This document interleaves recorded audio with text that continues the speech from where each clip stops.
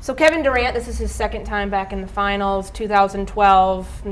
He already faced LeBron back then. Yeah. So now the contributions that he's made in order to get this team there, as you mentioned, coming off the injury in February and the way that he's played in this finals, what is your biggest takeaway of what he was able to provide the Warriors in getting back there for the third straight year? Oh, just that it's been everything all year. The shot blocking all season before he got the knee injury was covering him in Oklahoma City. That was the one thing I was like, man, I didn't know he could block shots like this consistently. I mean, he was. You mean like slow down on a fast break and let it do like I'm about to block the shot, like LeBron, and then block it? Yeah. Twice. He got DeMar DeRozan at the rim. I thought he was about to get dunked on that last one though. Like he slowed up like I'm about to block the shot. Yeah. And then blocked it. And it had, honestly, he was getting there was times I remember when Draymond missed a game and he had 6 against the Timberwolves. I mean, that to me was the regular season takeaway with him. He's rebounded really well all year, and this team needed defensive rebounding with some of the centers and shot blocking with some of the centers they dropped. He's done all that, and then the playoffs, I think he's reminded the world, Game 3 in Utah, Game 3 in San Antonio, when he needs to turn it on, when they need to isolate. I mean, he could just go out and get 35 on 19 shots. Durant's obviously going to be a huge part in the assignment, the mega assignment of guarding LeBron. So there are some other players there on this Warriors team that could potentially swing a game one way or the other. I want to get your guys' take. I think it's going to be JaVale McGee. How many of you in the back think it's going to be JaVale McGee swinging a game in the Mr. finals? Bontemps over there.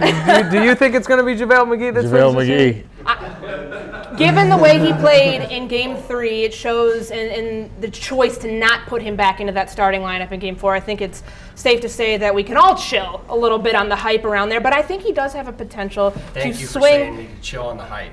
So you're the one. Tim Bontemps watched the post. The biggest JaVale hater, I'd say. Terrible. No.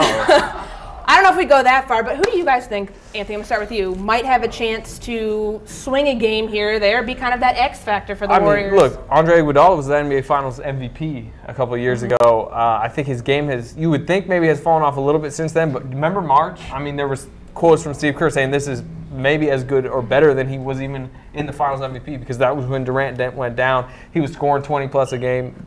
I think he dunked 25 times in a month, which is by far the most he's had in a long time. Still got those legs. But then it disappeared in the playoffs. I mean, some of that was Durant's back. Durant's very, productive, and he kind of, sink back into that role off the bench. But he's needed against LeBron. We all know, he is maybe the, you don't want to call him a LeBron stopper because that's Deshaun Stevenson, right? But he's an important guy to defend LeBron James, and if he can swing a game either way. If he's not good, he wasn't good on Christmas, he had 4 turnovers and didn't play good defense.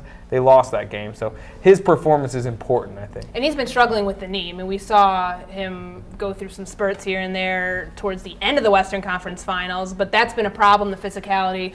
So they're hoping that the rust doesn't settle back in, because you'd think 9 days off, good for health, but that was kind of the problem last time. Marcus, who do you think is going to swing a game here? I'm going to go with Klay Thompson, just because all the attention is going to be on 4 players.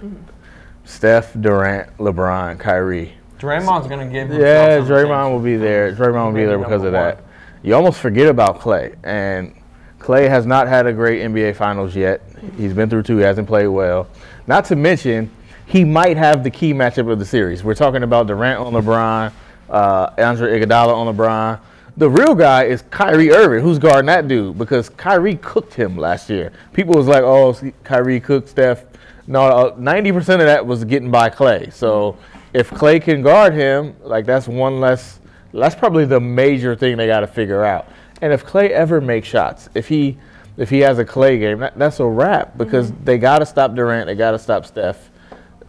Klay's a different. If he goes out and gets 25, I don't know what they do to stop it. So for me, it's Klay, and we'll know what to call him after the series. If he's terrible, he's Klay, and if he's great, he's Thompson. So either way it goes. See what you did there. I'm just saying, when he's really good, he's a Thompson.